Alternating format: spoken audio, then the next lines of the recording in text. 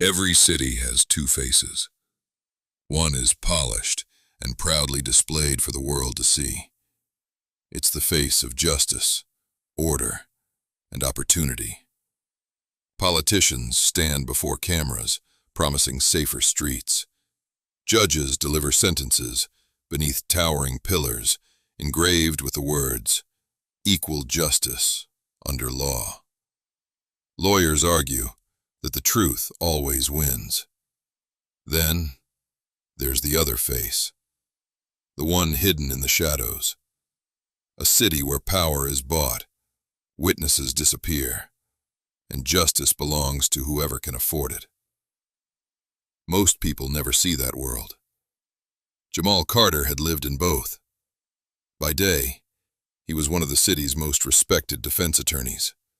Calm, confident, and impossible to intimidate, Jamaal had built a reputation for exposing lies in the courtroom. Prosecutors dreaded facing him because he noticed details others ignored. A nervous glance, a trembling hand, a contradiction buried beneath confident testimony. To the public, he was simply an exceptional lawyer. But they didn't know who he had been before law school. Long before expensive suits and crowded courtrooms, Jamaal had spent 6 years working for a covert intelligence agency. Officially, the agency didn't exist. Its operatives specialized in surveillance, infiltration, and extracting information from the world's most dangerous people. Jamaal never considered himself a hero. Heroes chased glory. Spies chased the truth. He learned how to disappear into crowds, bypass security systems, read body language, and detect lies before a single word was spoken. His instructors repeated one lesson until it became instinct. Information is more powerful than bullets. Bullets ended lives. Information ended empires.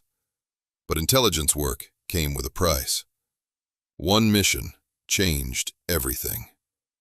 A terrorist financier had been located inside a crowded apartment complex overseas.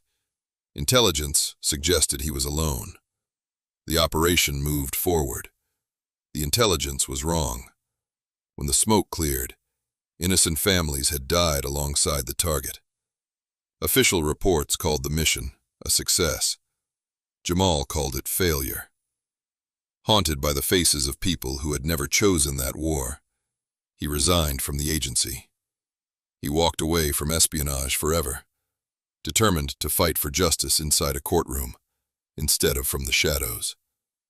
For nearly 10 years, he kept that promise, until one phone call shattered everything. It was just after 11 o'clock at night. Rain hammered against the windows of Jamaal's downtown office as he prepared for another trial. Case files covered his desk, and the city skyline glowed through the storm. His phone rang. Unknown caller. Normally, he ignored unknown numbers. Something made him answer. The voice on the other end struggled to speak. "Mr. Carter, you need to come to Memorial Hospital. It's your brother." Those 4 words changed his life forever. Hospitals have a silence, unlike any other place.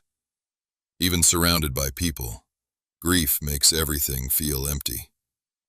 Jamaal rushed through the emergency entrance, searching every face for hope. Instead, he found sympathy. Doctors avoided eye contact. Nurses lowered their heads. He already knew. A physician approached slowly. "I'm sorry, Mr. Carter. We did everything we could." The rest of the sentence disappeared beneath the sound of Jamaal's heartbeat. Malik Carter, 29 years old, award-winning investigative journalist, his younger brother, his best friend, gone. Police detectives offered their explanation before sunrise. Drive-by shooting, gang-related violence, wrong place, wrong time. The case, they assured him, would be solved quickly. Jamaal listened without interrupting. He had spent years detecting deception. Everything about their story felt rehearsed. Malik wasn't involved with gangs. He wasn't reckless. He spent his nights chasing corruption, not trouble. The explanation didn't fit the man. 3 days later, rain fell steadily over the cemetery as family and friends gathered to say goodbye. Editors praised Malik's courage. Neighbors remembered his kindness. Former classmates spoke about his determination to expose corruption wherever he found it. After the service, an elderly woman quietly approached Jamaal. She looked terrified. Before speaking, she glanced over both shoulders, as if someone might be watching. "Your brother knew this might happen," she whispered. She reached into her purse and handed Jamaal a small black flash drive. "He told me, if anything happened to him, only you could finish what he started." Before Jamaal could ask another question, she disappeared into the crowd. That night, Jamaal sat alone in his apartment. He inserted the flash drive into an encrypted laptop. Dozens of folders filled the screen. Financial records, property deeds, political donations, surveillance photographs, hidden bank accounts. Every file pointed toward one conclusion. Malik hadn't been investigating ordinary corruption. He had uncovered something much bigger. One folder immediately caught Jamaal's attention. Its title read, "If I'm Dead." With trembling hands, he opened it. A video began to play. Malik appeared exhausted, dark circles beneath his eyes. He stared directly into the camera. "If you're watching this, I didn't make it." He paused, taking a slow breath. "They're bigger than anyone realizes. It's not just organized crime. It's politicians, judges, police commanders, corporate executives. They all work together. I found proof, and when they realized I had it, they decided I couldn't be allowed to live." Malik leaned closer to the camera. "Jamaal, I know you'll want revenge. Don't. Win." The screen went black. Jamaal sat frozen. The lawyer inside him wanted justice. The spy he thought he'd buried 10 years ago wanted the truth. And somewhere in the darkness, the people responsible for Malik's murder had no idea. They had just awakened the one man capable of bringing their entire empire crashing down. Grief changes people. For some, it becomes sadness. For others, anger. But for Jamaal Carter, grief became focus. He had buried his brother. Now he intended to bury the lies. The following morning, Jamaal arrived at the courthouse wearing the same tailored suit he always wore. His shoes were polished. His briefcase was neatly organized. To everyone around him, nothing had changed. But beneath the calm exterior, the spy inside him had awakened. Years of intelligence training had rewired his instincts. Every hallway became an observation post. Every reflection in a courthouse window became another set of eyes. Every unfamiliar face was carefully cataloged. The first lesson every intelligence officer learns is simple. If you think you're being watched, don't look for the watcher. Make the watcher reveal themselves. After winning his morning case, Jamaal deliberately took an unusual route to the parking garage. Instead of driving directly home, he turned onto side streets, circled the same block twice, and made several unnecessary turns. 10 minutes later, a black SUV was still behind him. The driver never looked directly at Jamaal. He didn't need to. Professionals don't stare. They follow. Jamaal smiled to himself. Confirmation. Someone wanted to know where he was going. The question was, who? Rather than leading them home, Jamaal pulled into a crowded shopping center parking garage. He parked on the third level and calmly stepped into an elevator. As the doors closed, he removed a small screwdriver from his watch band. An old habit. Before the elevator reached the second floor, Jamaal opened the emergency maintenance hatch above him and climbed onto the roof of the elevator. Moments later, the doors opened. Two men rushed inside. Empty. Confused, they searched every corner. By the time they realized their mistake, Jamaal had already climbed down another maintenance ladder and exited through a different stairwell. From across the garage, he watched the men argue. Instead of confronting them, he took photographs. Faces, license plates, communication earpieces, the logo embroidered on one jacket. Everything mattered, because information was evidence, and evidence won wars. Back inside his hidden basement, Jamaal powered on equipment he hadn't touched in nearly a decade. Encrypted computers flickered to life. Facial recognition software scanned the photographs. Within seconds, one face produced a match. Ethan Cross, former Army Special Forces, currently employed by a private security company called Blackstone Risk Solutions. Officially, Blackstone protected wealthy executives and construction firms. Unofficially, half their employees were former intelligence officers and military contractors. Too skilled, too expensive, too organized. This wasn't ordinary security. Someone was preparing for war. Jamaal dug deeper. Corporate records revealed Blackstone's largest client, Dominion Development Corporation, a billion-dollar construction empire responsible for nearly every major redevelopment project in the city. Then Jamaal remembered something. Dominion appeared repeatedly inside Malik's files. Property acquisitions, campaign donations, offshore bank accounts. The names surfaced everywhere. That wasn't coincidence. That was a pattern.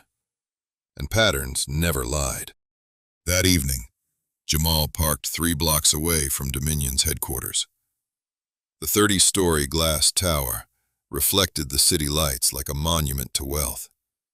Security cameras watched every entrance.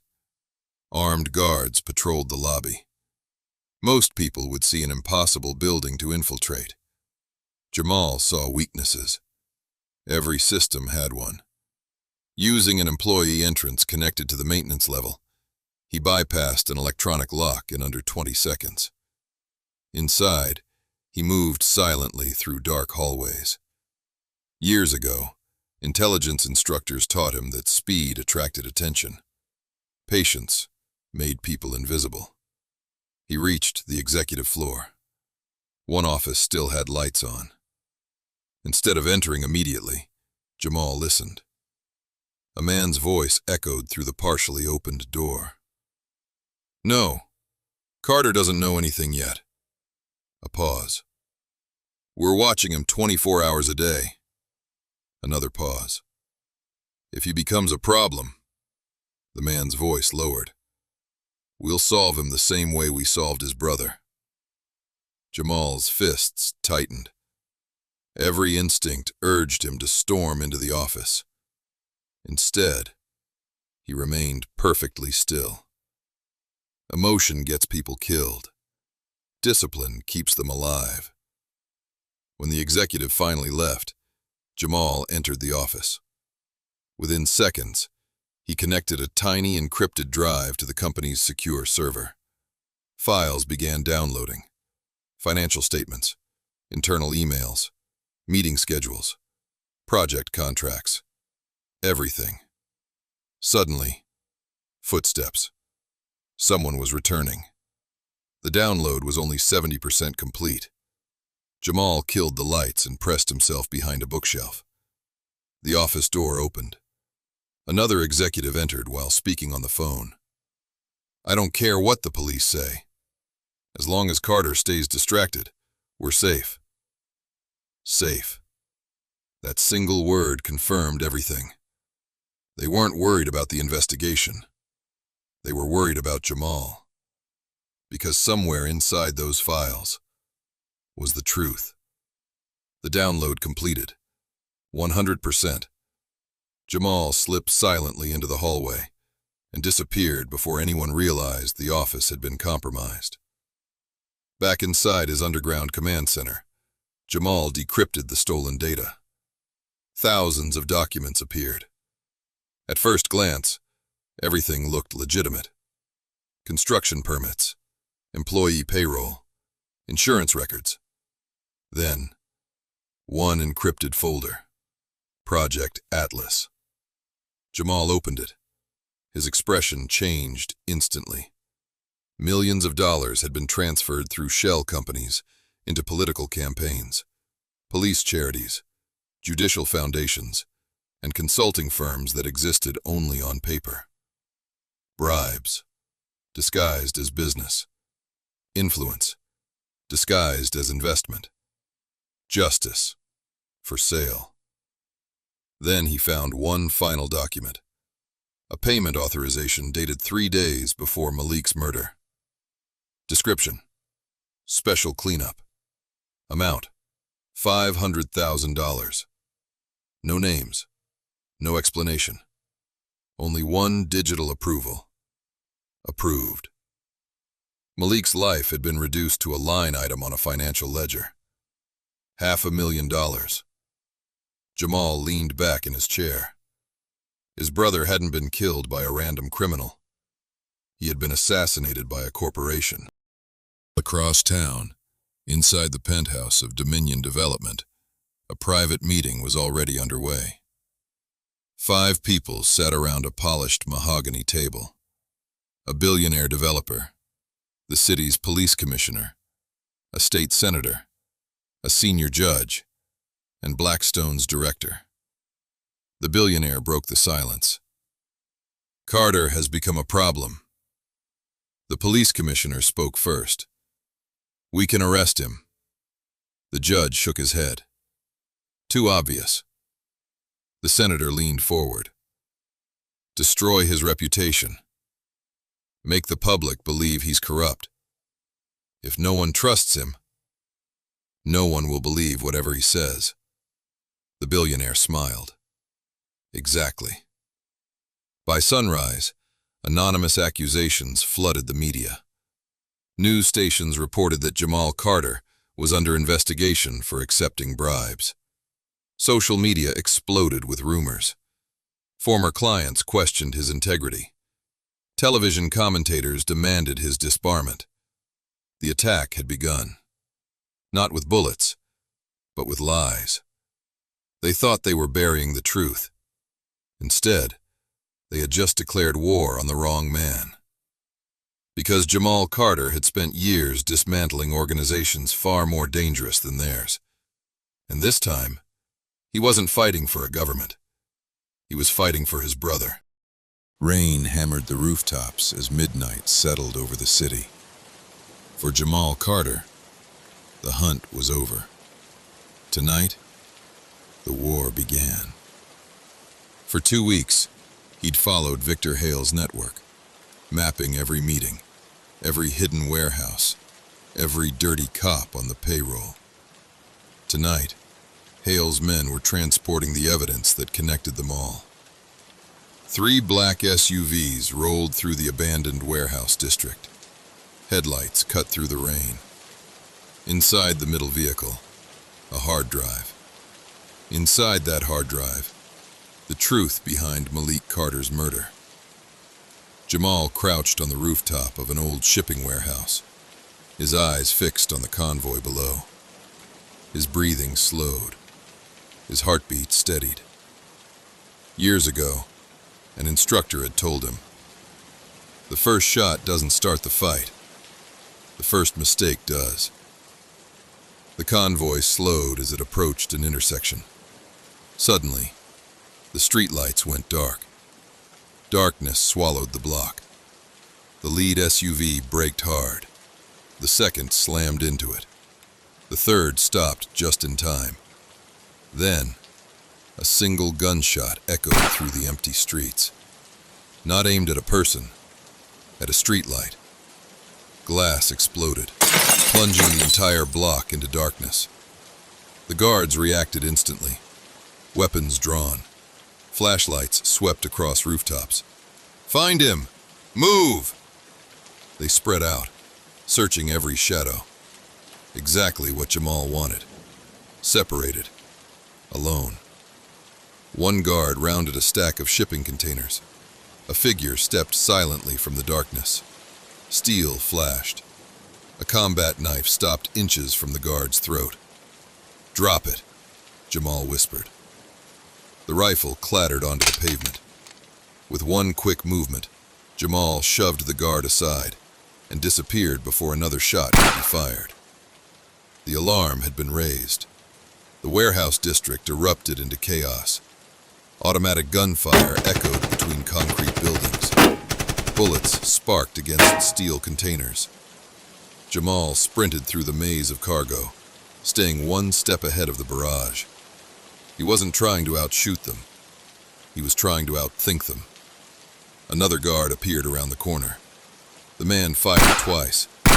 Concrete exploded beside Jamaal's shoulder. He slid behind a forklift as rounds shattered the windshield. The guard advanced cautiously, knife in one hand, pistol in the other. For a moment, silence. Then Jamaal emerged from cover. The two collided. The guard slashed with the knife. Jamaal caught the attacker's wrist, twisted it aside, and the blade spun across the wet pavement. The pistol fired harmlessly into the air. A sharp elbow, a sweeping kick. The guard crashed into a stack of wooden pallets. Before he could recover, Jamaal was gone. Smoke grenades rolled beneath the convoy. Gray clouds swallowed the street. The remaining guards fired wildly into the haze. Muzzle flashes lit the darkness like lightning. But every burst struck empty air. Inside the smoke, Jamaal reached the second SUV. He smashed the driver's window with the butt of his pistol, unlocked the door, and grabbed the black hard case from the rear seat. "He's got the drive," a dozen voices shouted at once. Gunfire erupted again. Rounds punched through the SUV doors. Glass shattered the pavement. Jamaal dove behind a concrete barrier, clutching the case tightly.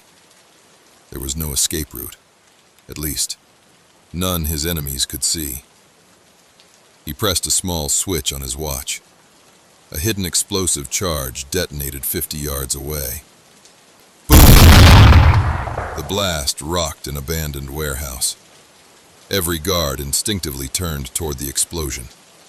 That single moment was enough. Jamaal sprinted through the confusion, disappearing into a narrow alley. The chase was on. Blackstone operatives pursued him across rooftops, through fire escapes, and over rain-slick bridges connecting abandoned factories. A sniper's bullet shattered a window inches from Jamaal's head. Another round struck a metal railing, showering sparks across the rooftop. Jamaal never looked back. He leaped across a narrow gap between buildings. One pursuing guard hesitated. Another made the jump. Jamaal met him on the landing. Their knives collided with a sharp metallic ring. The fight lasted only seconds. Neither man spoke. Neither wasted movement. Finally, Jamaal disarmed his opponent and sent the knife sliding across the rooftop. The operative stumbled backward, choosing retreat over another attack. Sirens echoed in the distance. Police. Victor Hale's men scattered before they could be identified. Within moments, the warehouse district fell silent once again. Back inside his underground hideout, Jamaal placed the recovered hard drive onto his desk.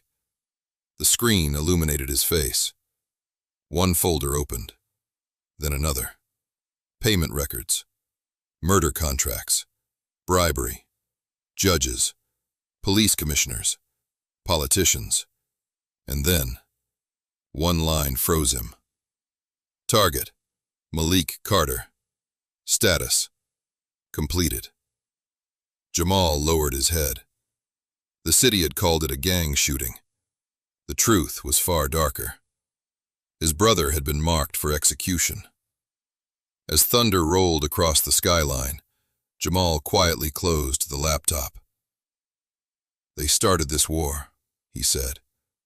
"I'm going to finish it." Just then, a red laser sight appeared on the wall beside him. Someone had found his hideout. A single gunshot shattered the silence. The bullet tore through the concrete wall where Jamaal had been standing just a heartbeat earlier. Chunks of brick exploded into the air. Dust filled the room. Instinct took over.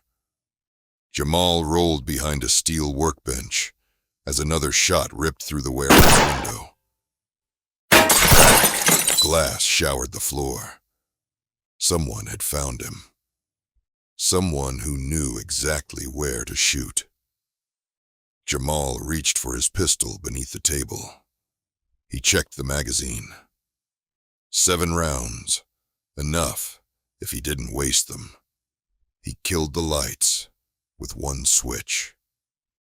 Darkness swallowed the warehouse.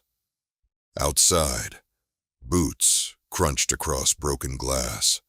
Slow, measured, professional. These weren't street criminals. They were trained. A calm voice echoed through the darkness. "Carter, it's over. You've caused enough trouble." Jamaal smiled. "If it was over, you wouldn't have brought a team." Silence. Then, automatic gunfire erupted through the warehouse walls. Rat-tat-tat. Bullets punched through metal shelves and wooden crates. Tools crashed onto the floor. Sparks flew as rounds struck steel beams. Jamaal stayed low, counting the bursts. 1, 2, 3 shooters. Maybe 4. A flashbang crashed through the broken window. Jamaal grabbed it before it detonated. With one motion, he threw it back outside. Boom! Blinding light flooded the loading dock. Shouts echoed through the night. "My eyes! Move! Move!" Jamaal burst through a side door. His pistol came out. Bang! A round struck the hood of a parked SUV, forcing one attacker behind cover. Another operative charged with a combat knife. The blade flashed under the security lights. Jamaal sidestepped the attack. The knife sliced through his jacket instead of his chest. They struggled for only seconds. A sharp elbow. A twist of the wrist. The knife clattered across the pavement. The attacker staggered backward. Jamaal struck once more, sending him to the ground unconscious. More gunfire. Bang! Bang! Bang! Rounds ricocheted off shipping containers. Jamaal sprinted between rows of abandoned trucks. His breathing remained steady. He wasn't running away. He was leading them exactly where he wanted. At the center of the yard stood an old fuel tanker. Jamaal slid behind it as bullets slammed into the metal. One operative shouted, "He's trapped." Another answered, "Take him alive." Alive. That told Jamaal something important. They needed answers, which meant someone higher up still feared what he knew. Jamaal reached into his pocket and tossed a smoke grenade across the yard. Gray smoke spread quickly. Visibility vanished. The operatives moved cautiously. One entered the smoke, then another. Suddenly, a shadow emerged behind them. Jamaal disarmed the first guard before he could fire. The second turned too late A quick strike sent the rifle skidding across the concrete. Confusion spread through the team. Every shadow looked like Jamaal. Every sound became a threat. By the time the smoke cleared, 3 operatives were down. The others had lost sight of him completely. Miles away, inside the penthouse of Dominion Development, Victor Hale watched security footage from the failed assault. He didn't look angry. He looked impressed. Across the room stood Blackstone's commander, Marcus Kane, a former intelligence officer. The same man who had trained Jamaal years ago. Victor folded his hands. "You said he was retired," Marcus answered quietly. "I was wrong." Victor stared at the frozen image of Jamaal escaping across the rooftops. "He fights exactly like you." Marcus nodded. "Because I taught him." The room fell silent. Finally, Victor spoke. "No more capture orders." Marcus looked up. Victor's expression turned cold. "Kill him. Elsewhere." Jamaal sat inside an abandoned church overlooking the city. Rain tapped against stained glass windows. He opened the stolen hard drive again. Most of the files described financial crimes, but one encrypted folder refused to open. Its title read, Jonas. He tried every password Malik had used. Nothing. Then, he noticed a handwritten note tucked inside the case. 3 words. Ask the judge. Jamaal frowned. Which judge? The city had dozens. Then he remembered a name buried in Malik's notes. Judge Eleanor Price. One of the few judges known for refusing political pressure. If Malik trusted anyone, it would have been her. Jamaal slipped the note into his pocket. He finally had his next lead. But across town, Marcus Kane was already preparing another team. This time, not to scare Jamaal, not to capture him, to eliminate him. The hunter had become the hunted, and the next encounter would not end with either man walking away unchanged.